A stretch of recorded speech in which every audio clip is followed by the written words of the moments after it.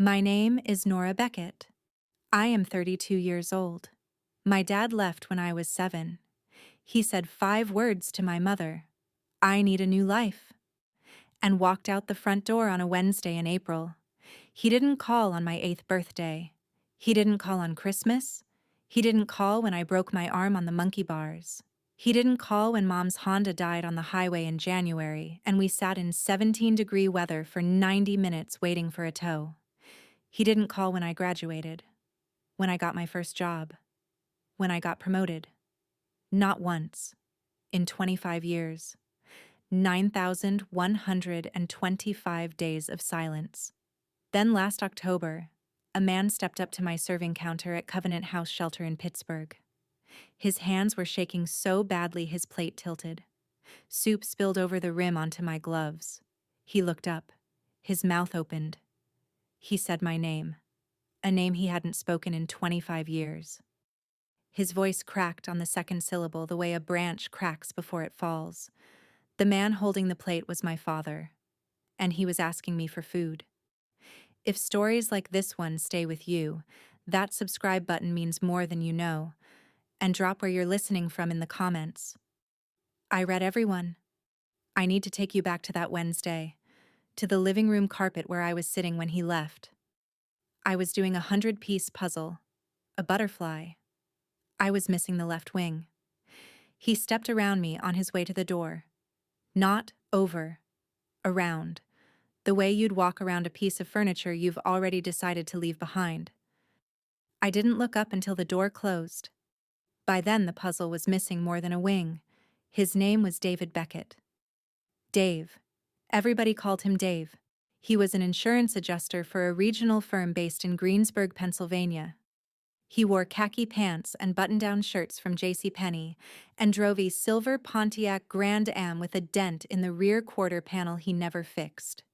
He had brown hair, a narrow face, and hands that were always warm. I remember his hands because he used to carry me from the car to the house when I fell asleep on drives home. His palms against my back, the warmth through my pajamas. That's a body memory. It lives in the muscles, not the mind. 25 years couldn't erase it. We lived in Monroeville, east of Pittsburgh, a 2-bedroom ranch on Haymaker Road.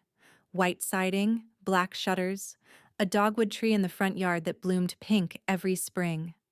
My mother had planted it the year they moved in. She watered it with a green plastic watering can she bought at the dollar store. After he left, she kept watering it. Every spring. Same can, same tree. The tree didn't know. Trees don't leave. They don't decide one morning that they need something different than the soil they're planted in. I was 7 years and 4 months old. It was a Wednesday. I came home from school on the bus, walked through the front door, and my mother was sitting at the kitchen table. Not cooking, not cleaning, sitting. Her hands were on the table, palms down, fingers spread, like she was steadying herself against something that had already happened. The kitchen smelled like coffee that had been sitting on the burner too long, bitter, scorched. That smell. I would associate it with loss for the rest of my life. "Where's Daddy?" I said. She looked at me. Her eyes were dry. That was the part I wouldn't understand until I was much older. She hadn't cried. She'd passed through crying and come out the other side into something harder, something that functions. "Daddy's not going to live here anymore," she said. I stood there with my backpack on. My sneakers had mud on them from recess. I'd been playing on the hill behind the swings. The mud was still wet. I could feel it on my ankle where it had dried in a streak inside my sock. "Why?" I said. "Because he decided to go." She said it the way you describe the weather. Not the forecast. The weather. The thing already happening outside the window that you cannot change. I put my backpack down. I walked to his closet. Empty. Not mostly empty. Empty. Every hanger bare. The shelf where he kept his baseball cap and the brown belt he wore every day. Bare. The carpet had indentations from his shoes. 2 faded rectangles where his loafers had sat on the closet floor every night for 7 years. Ghost shoes. I stared at those indentations until my mother came and stood behind me and put her hand on my shoulder and said, "Come have a snack, baby." She made me apple slices with peanut butter. She arranged them in a circle on a paper plate. She did this while her husband's closet stood empty 6 feet away. She did this because she was my mother, and mothers don't stop making apple slices because a man walks out the door. His leaving was not dramatic. That's what people don't understand. They picture yelling, slamming doors, a scene. There was no scene. He left the way water leaves a glass when you tip it, quietly, completely, leaving only the vessel behind. One day he was there, the next day he wasn't. And the glass, my mother, the house, the dogwood tree, the 100-piece butterfly puzzle with its missing wing, the glass just sat there, empty, intact, waiting for something that was never coming back. The first month, I checked the driveway every morning before the school bus came. Silver Grand Am, not there. Monday, not there. Tuesday, not there. 22 school days, 22 empty driveways. On the 23rd, I stopped checking. I was 7 years old, and I had learned the most adult lesson a child can learn. Some absences are permanent. He left no note, no forwarding address, no explanation beyond those 5 words. I need a new life. As if the old one, the ranch house, the dogwood tree, the daughter on the carpet with the butterfly puzzle, was a subscription he'd canceled. An account he'd closed. 5 words to erase 7 years. Less than a second per year. My mother filed for divorce 3 months later. She had to publish a notice in the newspaper because she couldn't find him to serve papers. A public notice, in the Greensburg Tribune Review, column 3, page 14, June edition. I found the clipping years later in a folder she kept in her bedside table. The folder was labeled in her handwriting, "Legal." Inside, the divorce filing, my birth certificate, and one photo of the 3 of us at a pumpkin patch. I was on his shoulders. She was holding a gourd. Everyone was smiling. The photo was behind the divorce papers, facing the back of the folder, as if she'd deliberately arranged it so she wouldn't have to see it when she opened the file. The divorce was finalized by default. He didn't respond. He didn't contest. He didn't appear. He was granted no custody because he requested none. He owed $847 a month in child support per the order. He paid nothing. 0 checks. $0. The enforcement office sent letters to his last known address. They came back. Return to sender. No forwarding address. David Beckett had not merely left his family, he had made himself unfindable. My mother earned $34,200 a year as an office manager at a small veterinary clinic on Route 22. Dr. Kessler's practice, 2 exam rooms, 1 surgery suite that smelled like antiseptic and wet dog. She answered phones, filed insurance claims, scheduled appointments, ordered supplies, and once, when a golden retriever had a seizure in the lobby and Dr. Kessler was mid-surgery, held the dog's head in her lap and talked to it in a voice so calm the owners thought she was a veterinarian. She wasn't. She was a woman who had learned to stay calm because the alternative was coming apart, and she had a 7-year-old at home who needed the seams to hold. She kept the house. I don't know the full mathematics of how. I know she refinanced twice. I know she took a second job cleaning houses on weekends. 4 houses, $75 each. Cash, Saturday mornings. I know her mother, my Gram, sent money. Not a lot. Graham lived on Social Security and a pension from Westinghouse, $1,340 a month total, in a 1-bedroom apartment in Irwin. But she sent what she could. $50 here, $100 there, always in a card, always with a handwritten note, for the house. Those cards arrived every month without fail for 4 years, 48 cards, 48 notes. I found them rubber banded together in a shoebox after Graham died. They were arranged chronologically. My mother had kept everyone. He didn't call on my 8th birthday. My mother bought a sheet cake from the Giant Eagle Bakery, $14.99. White frosting, Happy Birthday Nora, in pink cursive. 6 girls from my class came. We played pin the tail on the donkey and musical chairs. My mother ran the music on a CD player, a mix CD she'd burned at the library. She wore a paper party hat. She clapped when I blew out the candles. I wished for him to come back. I was 8. That's what 8-year-olds do with wishes. They spend them on people who have already spent them. He didn't call on Christmas, or Thanksgiving, or Easter, or the day I fell off my bicycle on Haymaker Road and needed 4 stitches above my left eyebrow, $1,140 at the urgent care payment plan, $60 a month. The scar is still there, a thin white line. I see it every morning in the mirror. My father's only lasting gift. He didn't call when I made honor roll in 5th grade. When I got glasses in 6th grade, $189, Walmart optical, the cheapest frames on the rack, lavender plastic. When my mother's car died and she took the bus for 3 months until she saved enough for a used Nissan Sentra, 3,400 CERN, $112,000 miles, check engine light already on. He didn't call when I went to my first school dance in 7th grade in a dress my mother found at Goodwill. Navy blue with white polka dots, $450. And she told me I looked beautiful, and I did. He didn't call when Graham had her stroke, when Graham recovered, when Graham had a second stroke and didn't. 25 years, 9,130 days if you count leap years. Not a single phone call, not a single letter, not a birthday card, not a text message, not one email, not one word. A man can say, "I need a new life," and mean it so completely that the old life ceases to exist. Not destroyed, erased, as if it had never been written. My mother never spoke badly about him. That was her rule. She enforced it the way she enforced bedtime and homework and vegetables at dinner.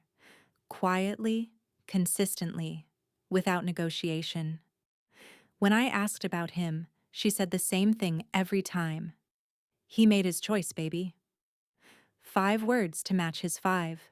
She kept them balanced, like a scale she refused to tip. I was 15 when I broke the seal. Not my mother. Aunt Paula, my mother's younger sister. Aunt Paula worked at a hair salon in Greensburg and had opinions the way other people have furniture. Everywhere, prominent, impossible to ignore. It was a Sunday afternoon. My mother was at work. Dr. Kessler's practice ran a Sunday urgent care shift for pets. Aunt Paula was watching me. She was drinking iced tea with too much sugar, sitting on the back porch, and she said it like it was common knowledge, like I already knew. "Your father's in Canonsburg, has been for years." I set down the book I was reading, a library copy of To Kill a Mockingbird. "What?" "Canonsburg, about 40 minutes from here. He works at some auto body shop, married some woman named Diane." She stirred her iced tea. The spoon clinked against the glass 3 times. "He's got a son, Kevin. I think he's around 7 or 8. 40 minutes away." He'd been 40 minutes away. Not in another state. Not across an ocean. Not in the kind of distance that could be explained by geography. 40 minutes. The length of a TV episode. The time it takes to roast broccoli. The time it takes to drive from the life you abandoned to the daughter you left sitting on the carpet with a puzzle. A son named Kevin. 7 or 8 years old. The same age I'd been when he left. He'd made a replacement. A new daughter-aged slot filled by a son. In a new house. With a new wife. 40 minutes from the old one. As if fatherhood were a job he'd quit. Not because he couldn't do the work, but because he wanted a different office. I asked Aunt Paula one question. "Does he know where we live?" She looked at me the way adults look at children when they realize the child has understood something faster than they expected. Honey, she said, Monroeville isn't exactly hidden. I went to my room. I sat on my bed. I did not cry. I pressed my fingernails into my palms until I had 4 crescent moons on each hand. 8 crescents. One for every year he'd been 40 minutes away and hadn't come. That's what I had. Not a father. Crescents. A son. He had a son. He was raising a child.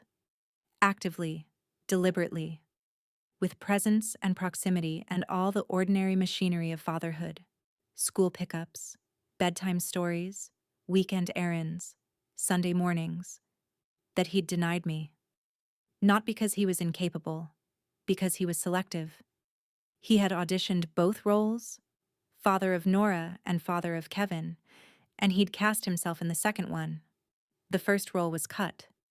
The actress was 7 and had no say in the matter. I looked him up when I was 17. The internet was not subtle. David Beckett, Canonsburg, PA.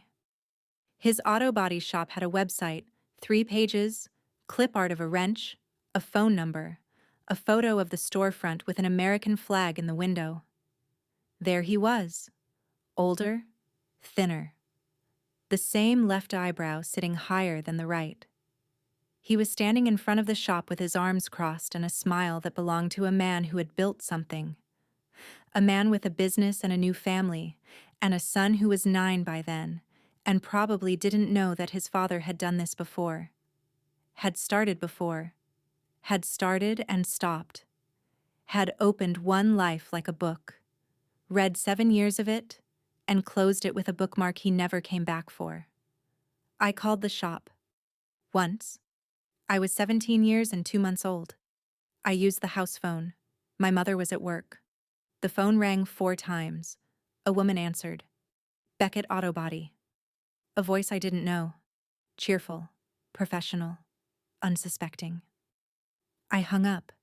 I stood in the kitchen holding the receiver, and the silence it left behind was the exact same silence that had filled the house the day he walked out. The same frequency. The same texture.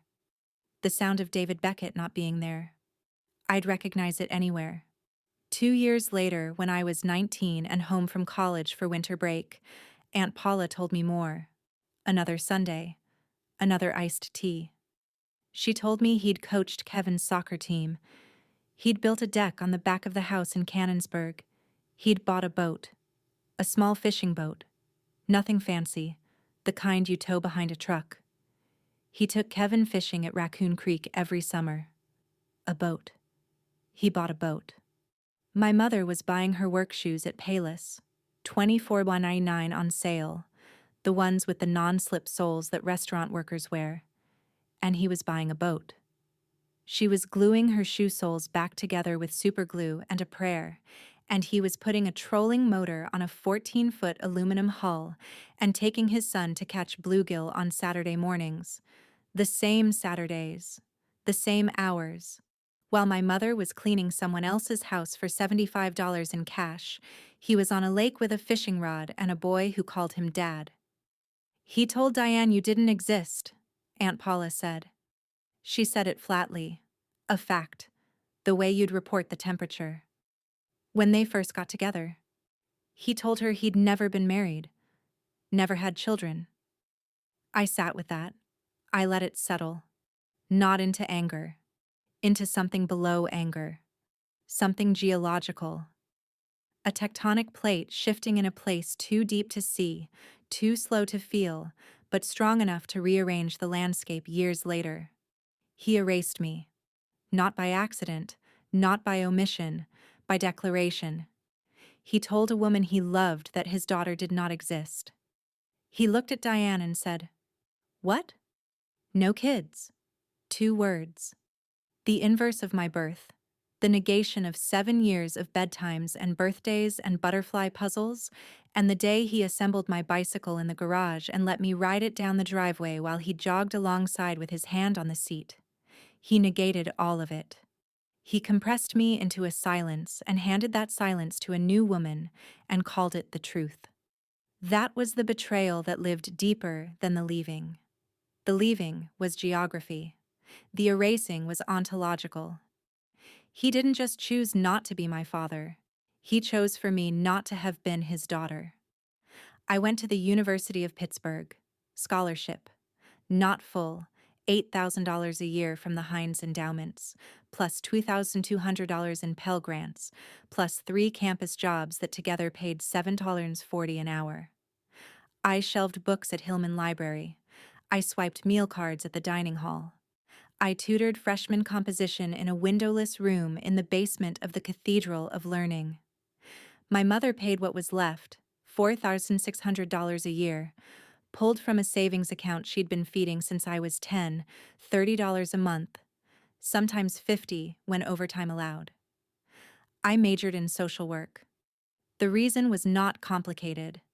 I'd grown up watching my mother navigate systems alone: courts, insurance companies, school forms that asked for 2 emergency contacts, and she always wrote her own name twice. I understood what it meant to need help and not know how to ask. I understood what it meant to need someone in the room who speaks the language of paperwork and process and persistence. I wanted to be that person, the one in the room. I graduated in 2016, Bachelor of Social Work. My mother sat in the 3rd row of the convocation hall in a black dress she'd found at TJ Maxx, $29,999, tags still on when she put it on that morning. Graham was gone by then, the second stroke, 2 years earlier. But Aunt Paula was there, my cousin Jess, my mother's friend Linda from the vet clinic. 4 people. A girl 2 seats down from me at the ceremony had a section roped off. 19 family members. Her father was in the front row holding a sign that said, "That's my girl." Block letters, glitter glue. He was crying. I looked at my mother. She was smiling. Not the kind of smile that fills a room, the kind that holds a room together. I got a job at a community services agency in the Hill District, Allegheny Family Alliance, a nonprofit that served families in crisis. Case manager, $36,500 a year. My desk was a folding table in a converted classroom. My chair had 1 broken wheel. The filing cabinet had a dent the shape of a fist. But the work was real. I sat across from mothers who'd been left. I sat across from children whose fathers were in prison, in rehab, in the wind. I listened. I filled out forms. I made phone calls. I followed up. I showed up to court dates and school meetings and landlord negotiations, and I showed up on time, every time, because I understood, in a place deeper than training, deeper than education, in the place where the crescent marks were, that showing up is not a gesture. It is a discipline. It is the only thing that separates the people who stay from the people who leave. Karen Poole was my supervisor, 53 years old. Iron gray hair, reading glasses on a beaded chain, a voice like a cello. She'd been doing this work for 26 years. She taught me that every family has a fulcrum, one person holding the weight, one axis the whole structure turns on. And that person is almost always a woman, and she is almost always tired, and the job is not to save her, but to stand next to her long enough that she can set the weight down for 5 minutes. That's what social work is. 5 minutes of someone else holding the weight. I was promoted. Senior case manager, $43,000. Then program coordinator, 51, then $500. I moved from a studio apartment in Lawrenceville, $650 a month, radiator heat, a bathroom the size of a closet, to a 1-bedroom in Bloomfield, $925 a month, hardwood floors, a kitchen with a gas stove and a window that looked out at a maple tree. My mother visited and stood in the kitchen and said, "This is a real apartment." She said it the way someone says, "This is a real diamond," with the understanding that everything before it was practice. I bought her shoes, good ones, Clark's, from the actual store. She opened the box and didn't say anything for a long time, And then she put them on and walked across her living room floor, heel to toe, the way a child walks in new shoes, testing, feeling, learning the shape of something that fits. She wore them until the treads went smooth. I bought her the same pair the next year. She never asked. I never explained. Some debts between mothers and daughters are paid in shoe leather. If you've ever been the one who stayed, the one who showed up when someone else didn't, tell me in the comments. What would you have done if you found out your father was 40 minutes away the whole time? I read every single one. I started volunteering at Covenant House Shelter in the fall of 2021. I'd driven past it 100 times on my way to the office, a converted warehouse on Carson Street, South Side, with a faded mural of a sunrise painted on the west wall. One Saturday, I pulled into the parking lot. I walked through the door. A woman behind a folding table looked up and said, "You here to help?" I said yes. She handed me a hairnet.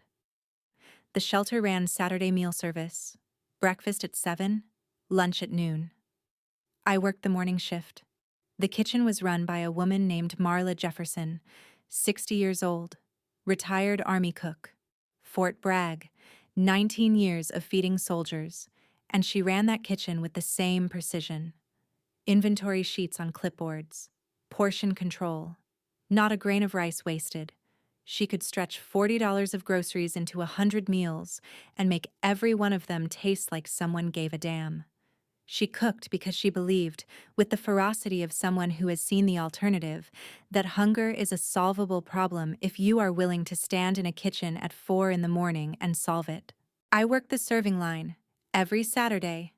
Hairnet, gloves, apron with the shelter logo, a yellow sun over a blue door, ladle in hand. I served oatmeal, scrambled eggs, soup, chili, rice, and beans. Whatever Marla had made. I served anyone who came through the line. No questions, no judgment, no forms to fill out. You held out a plate. I filled it. That was the covenant. That was the whole thing. I knew the regulars.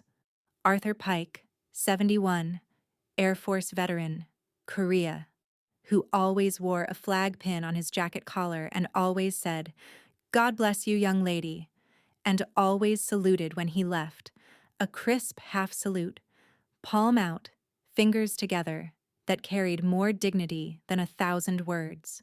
Beverly Hughes, late 50s, who carried a quilted bag full of crossword puzzles and a ballpoint pen she'd had for years. The same pen, she told me once, that she'd used to sign her mortgage before the bank took the house. James, mid-40s, who talked about his daughter in Columbus every Saturday and how she was saving up for a plane ticket to come get him. He'd been saying this for 2 years. Nobody corrected him. Some fictions are load-bearing. I knew the volunteers.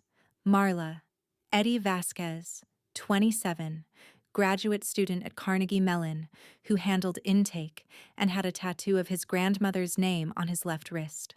Ruth Ann Kelly, 64, retired schoolteacher, who sorted clothing donations and could fold a sweater in 3 seconds flat, a skill she said came from 30 years of folding 30 children's jackets every afternoon. We were not a team the way corporate retreats define teams. We were a team the way a bridge is a team, each part holding a different kind of weight, and the whole thing standing because none of us let go at the same time. The shelter smelled like industrial soap and garlic. Always garlic. Marla said garlic was cheap, antibacterial, and made everything taste like somebody's grandmother cooked it. She was right. In 4 years, nobody complained about the garlic. I didn't volunteer because I was selfless. I volunteered because I recognized the people in that line, not their faces, their posture, the way they held their shoulders, tucked in, pulled forward, protecting the chest, guarding something that had already been taken. I'd carried that posture. I carried it from age 7 to age 22, when a therapist named Dr. Amara taught me to notice it and slowly, over months, to let my shoulders drop. She said, You're bracing for someone to leave, but you can't brace against absence, Nora. Absence has no impact point. I heard that sentence, and I sat in her office and I didn't speak for 4 minutes. I was counting something. Not tiles, not seconds, years. I kept volunteering because a bowl of soup and a pair of eyes that see you, actually see you, not your circumstances, not your mistakes, not your smell or your shoes or the state of your jacket, are the smallest unit of proof that the world still contains people who show up. I wanted to be that proof, every Saturday, ladle in hand. October 19th, 2025, a Saturday. The temperature was 41 degrees at 6:30 a.m. I checked my phone in the parking lot. Wind from the river. The leaves on the maple trees along Carson Street had turned orange and were beginning to fall, sticking to the wet asphalt in flat amber shapes that looked like handprints. The shelter was busier than usual. Cold brings people in. Marla had made chicken and rice soup, 2 stock pots, 18 gallons each. The kitchen smelled like celery and bay leaf, and something deeper, something that lived in the bones she'd simmered since 4 a.m. I tied my apron, pulled on gloves, clipped my badge to my collar, Nora, white plastic, black letters, took my position, ladle in hand, 7:15. The line started. 30 people, 40, more trickling in from the cold. I served, bowl after bowl. Good morning. Ladle, pour, slide. Good morning. Ladle, pour, slide. 209 Saturdays of the same motion. The rhythm was in my wrist, in my shoulder, in the muscles of my hand that knew the weight of a full ladle the way a pianist knows the weight of a key. 8:11. I know the time because of the clock. Round, institutional, white face, black hands, mounted above the serving window. The kind of clock you see in schools and hospitals and places where time is something you endure rather than enjoy. A man stepped forward in the line. He was thin, not lean. Thin. The kind of thin that isn't a choice. An olive field jacket? Too large. The cuffs frayed. The zipper broken and pinned shut at the chest with a safety pin.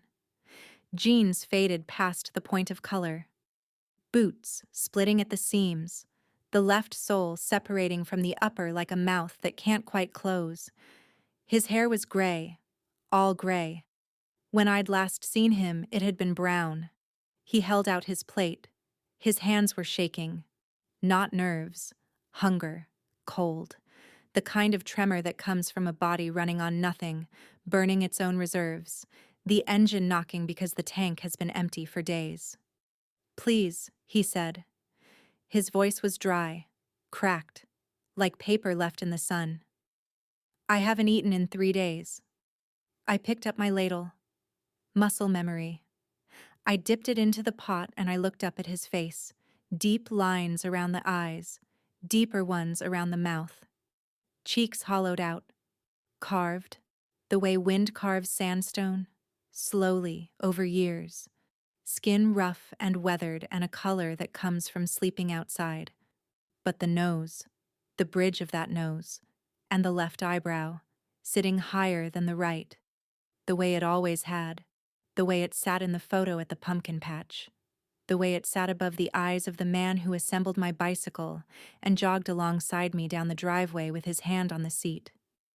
25 years of weather and whatever had happened to David Beckett since he needed a new life, and that eyebrow was the same, unchanged, a thumbprint that couldn't be sanded off. My hand stopped. The ladle hung over the pot. Steam curled between us. He hadn't looked at me yet. He was looking at the soup.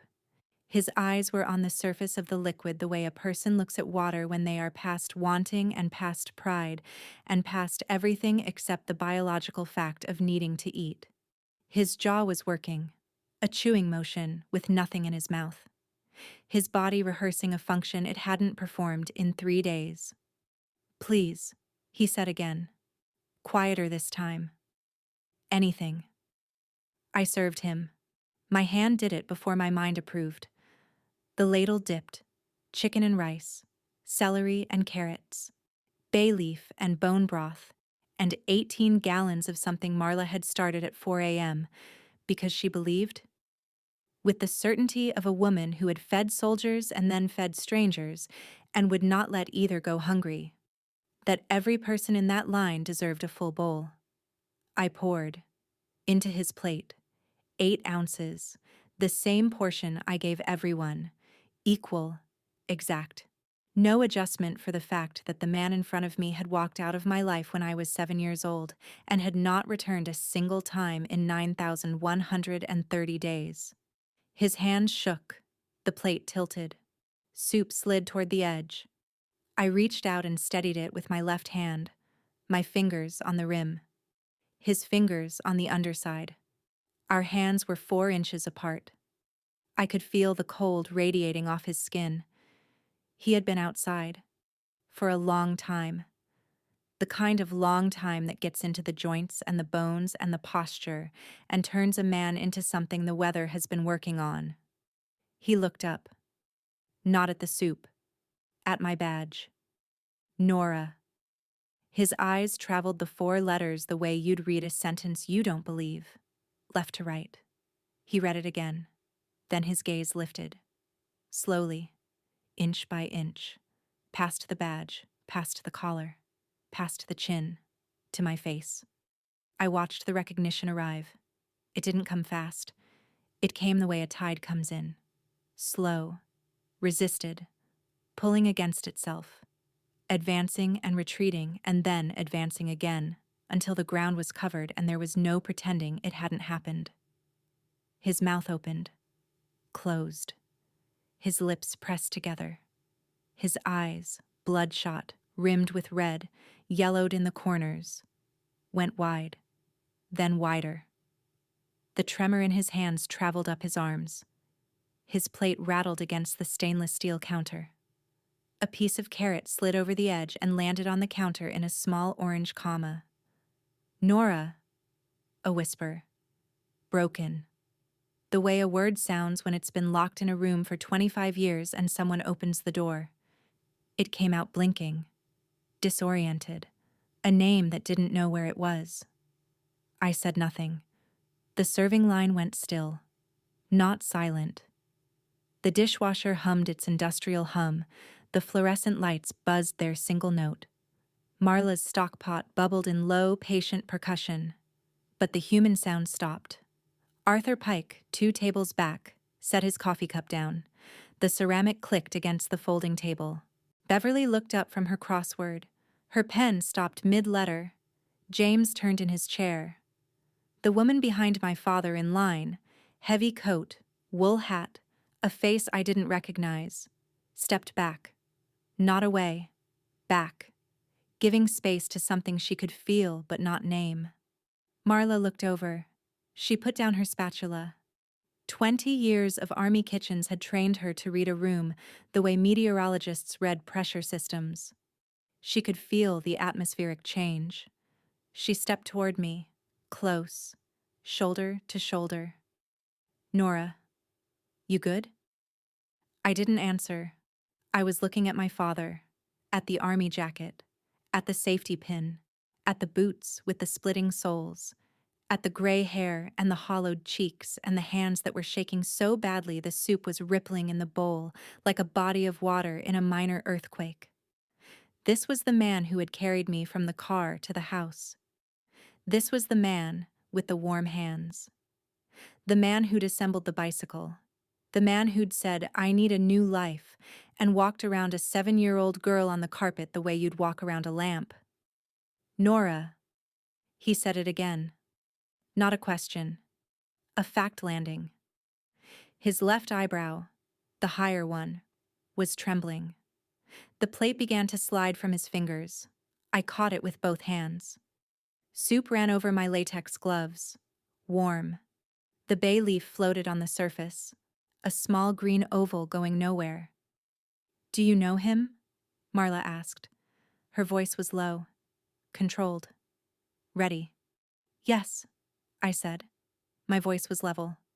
I don't know how. He's my father. The words dropped into the room like a stone into still water. The ripple went out in all directions. Arthur straightened in his chair. Beverly closed her crossword book. Eddie Vasquez came out from behind the intake desk and stood in the doorway with his arms at his sides. Ruth Ann Kelly, near the clothing bins, pressed one hand against the stack of folded sweaters and the other against her own chest. James looked at my father, then at me, then at my father again. He stopped talking about his daughter in Columbus. For the first time in 2 years, he had nothing to say. A man near the back of the line, 60s, white beard, watch cap, army tattoo on the back of his hand, murmured to the woman beside him. She nodded. They were both watching, not with curiosity, with something older. Something that lived below language, in the part of the human brain that recognizes abandonment because it is the oldest wound there is. Everyone in that room knew what it meant to lose someone. Everyone in that room knew what it meant to be found. I didn't know, my father said. I didn't know you were here. I know, I said. I wasn't trying to. I know. He looked at the bowl of soup in my hands. He looked at it the way a man looks at a verdict. The simplest thing in the world: chicken and rice, celery, carrots. And the most unbearable thing in the world: his daughter, in a hairnet, serving him food through a line designed for people who have nothing. Eddie came over. Nora, I can take the line. He touched my elbow. A light touch. A question, not an instruction. I looked at Marla. She held my gaze. 2 seconds. Then she nodded. Table 4, she said. I've got the counter. Do you think you could recognize someone after 25 years? Not from a photo. From a serving line? From 6 inches away. With steam between you and hunger on their face, and a safety pin where a zipper should be. And if you recognized them, if the person who abandoned you was standing in front of you holding an empty plate, what would you do with the ladle? Tell me in the comments. I need to know. I carried the bowl to table 4, a folding table, metal top, scratched, dented in one corner.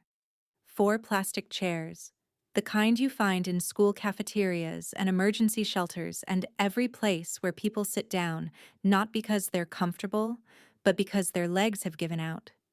He sat down. I sat across from him, the bowl between us.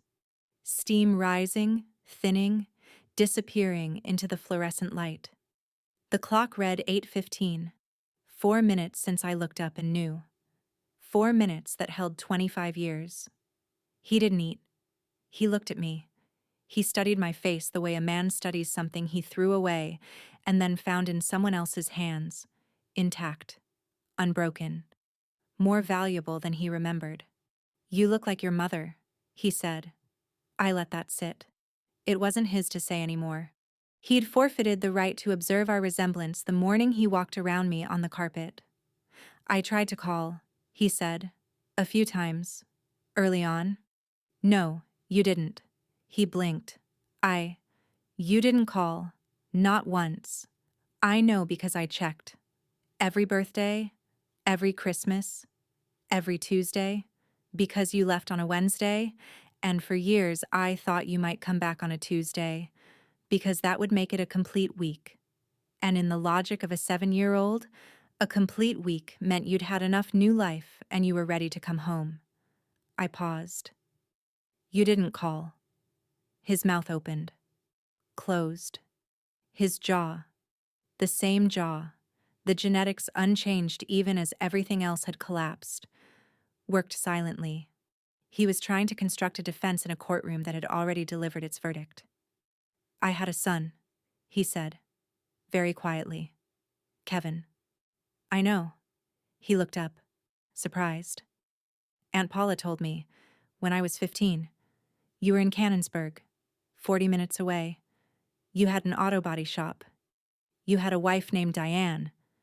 You had a son named Kevin who was 7 years old. I folded my hands on the table.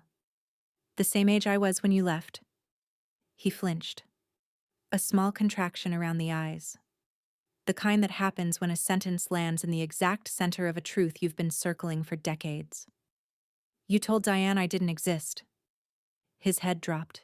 His chin touched his chest. He didn't deny it. He couldn't. The silence was the confession. You erased me. You looked at a woman you loved and you said, "What? No kids? Never married? Which version did you use?" "Nora.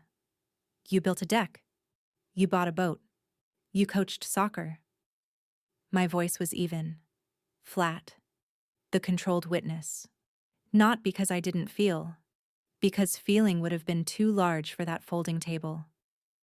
You did every single thing a father does, for a different child.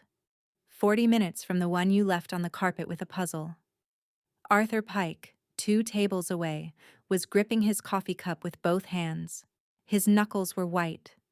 He was a man who understood something about duty and what it costs to break it. Beverly had tears on her cheeks. She wasn't wiping them. She let them fall onto her crossword book. Ruth Ann had moved closer, standing between the clothing bins and the serving line, one hand still pressed to her chest. The college kid in the Penn State hoodie was leaning against the doorframe with his mouth open. My father picked up the spoon, put it down, picked it up. His hand was shaking too badly to hold it. He set it on the table and pressed his palms flat against the surface, the way you'd press against a wall to stop a room from spinning. "Diane left me," he said. 5 years ago. Kevin and I don't talk. The shop went under. Debt. The house went to the bank. Then my hip. Then," he gestured at himself, "the jacket. The boots.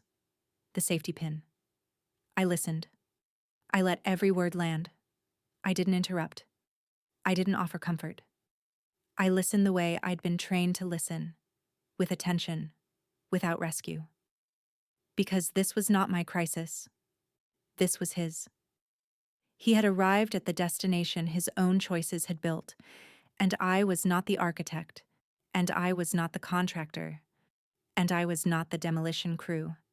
I was a woman behind a serving line who happened to be his daughter. Happened to be.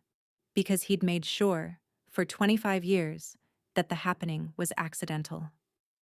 "I'm sorry," he said. 2 words. I'd waited 25 years for them. I'd imagined them in 100 settings. A porch, a restaurant, a hospital room, a parking lot, a phone call at 2 a.m. I'd imagined them spoken with gravity, with tears, with the weight of comprehension. He said them here, over a bowl of chicken and rice soup, on a folding table, under fluorescent lights, in a jacket held together by a safety pin. And the feeling I had was not relief. It was clarity, cold and clean. Like a pane of glass that has been fogged for years and someone has wiped it with a cloth, and the thing on the other side is not beautiful. It is just visible. Finally. Completely. Visible. I need a new life. That's what he'd said 25 years ago. I looked at the field jacket, the splitting boots, the tremor, the 3-day hunger carved into the hollows of his face. This was the new life. This was what it looked like. Not better. Not freer. Not the grand reinvention he must have imagined when he picked up the duffel bag and walked around his daughter on the carpet. A folding table, a safety pin, an empty plate held out with shaking hands in a line of people who had lost everything. He'd needed a new life so badly that he'd left the old one without looking back, and the new life had led him here, to his daughter, in a hairnet, with a ladle. "I'm not going to invite you into my life," I said. "I need you to hear that." He nodded, slowly, a man receiving news he already knew. "I'm not going to give you my phone number. I'm not going to tell my mother. I'm not going to introduce you to the people I've built a life with, the people who showed up. Karen, Aunt Paula, Marla, Eddie. The women at my office who brought me soup when I had the flu and flowers when I got promoted, and honesty when I needed it more than comfort. You don't get to know them. You chose a new life.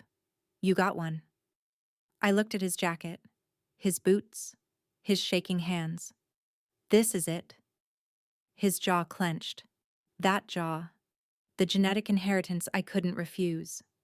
The jaw I see every morning in my own mirror and understand now is the only thing he ever gave me that I couldn't return.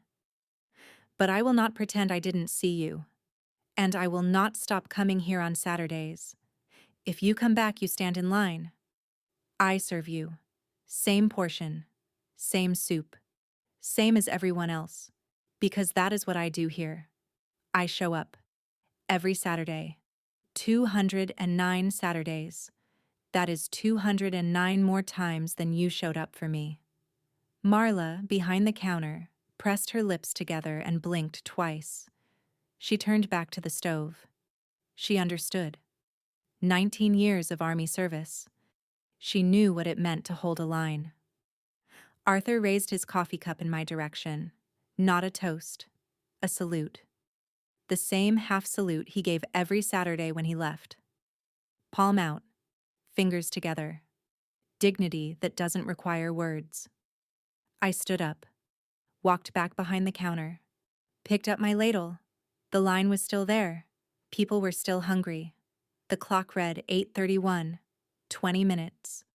20 minutes for 25 years. That's the exchange rate.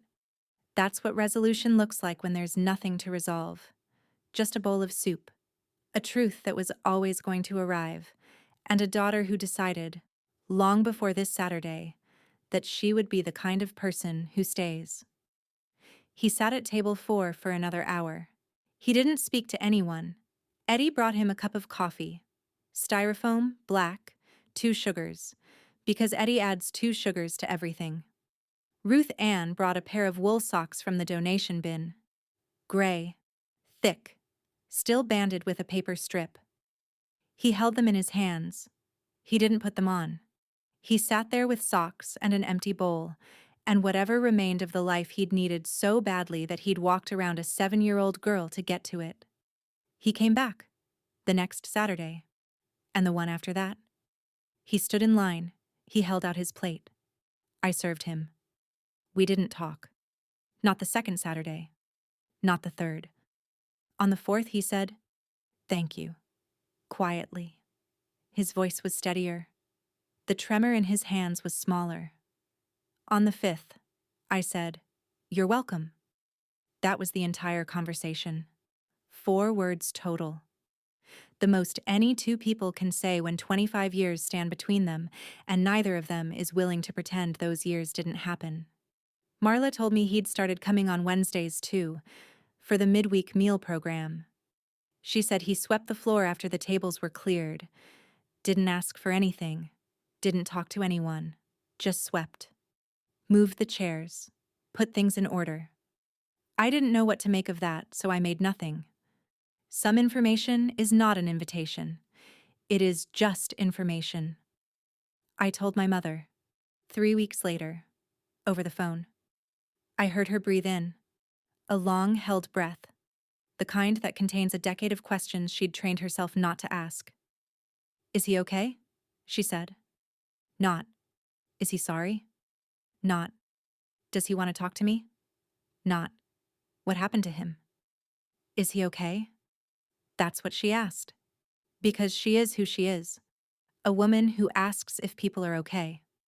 A woman who put apple slices on a paper plate and arranged them in a circle because even on the worst day of her life, a 7-year-old needed a snack. A woman who watered a dogwood tree every spring because trees don't leave, and she needed at least one thing in her life that proved permanence was possible. "He's eating," I said. Silence. 3 seconds. "Good," she said. Then she asked me if I wanted her to make lasagna when I came for Thanksgiving. He is not my father. I mean, he is. On paper, in DNA. In the geometry of the eyebrow and the bridge of the nose that I see in my own face every morning. But he is not my father the way my mother is my mother. He is not my father the way Graham was my grandmother. He is not my father the way Aunt Paula and Marla and Karen Poole and Ruth Ann and Eddie and Arthur Pike are family. Family is not a bloodline. It is a practice. It is the act of showing up. It is 209 Saturdays in a hairnet. It is 48 cards from Graham rubber banded in a shoebox, each one labeled "For the House." It is Payless shoes and superglue. It is a green watering can and a dogwood tree that blooms every spring because someone decided, long ago, that she would keep watering no matter who left. Some people leave. That is not a tragedy. That is a fact. The tragedy is when leaving is a choice, and staying was always possible, and the person chose to leave anyway. My father had 2 working legs and a car, and 40 minutes of highway and 25 years of Saturdays, and he chose, every one of those days, to stay gone.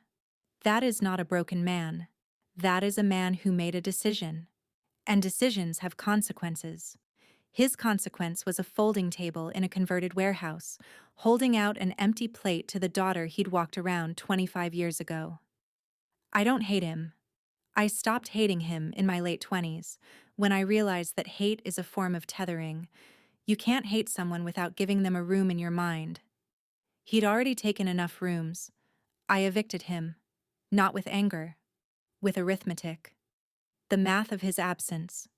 0 calls, 0 letters, 0 visits. $847 a month times 300 months equals $254,100 in unpaid child support, was the eviction notice. I didn't send it. I just acknowledged it. Let the numbers speak for themselves. Numbers don't lie. Numbers don't need a new life. I don't forgive him either. Forgiveness is a word people use when they want a story to end neatly. This story doesn't end neatly. It ends with a ladle, a folding table, a bowl of soup, a man eating, and a woman serving, and 25 years of silence hanging in the air between them like steam that will eventually dissipate but never fully disappear.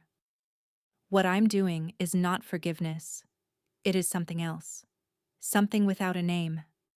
I am acknowledging that a person who once abandoned me now needs me, and I am choosing, not out of love, not out of obligation, not out of hope that he will become the father he never was, to hand him a bowl of soup, once a week. Same ladle, same line, same portion as everyone else. Because that is who I am. Because someone taught me that showing up is the only currency that holds its value. And the woman who taught me that made $34,200 a year and glued her shoes together with superglue and watered a dogwood tree every spring and never stopped. Not once. In 25 years. She never stopped. My name is Nora Beckett.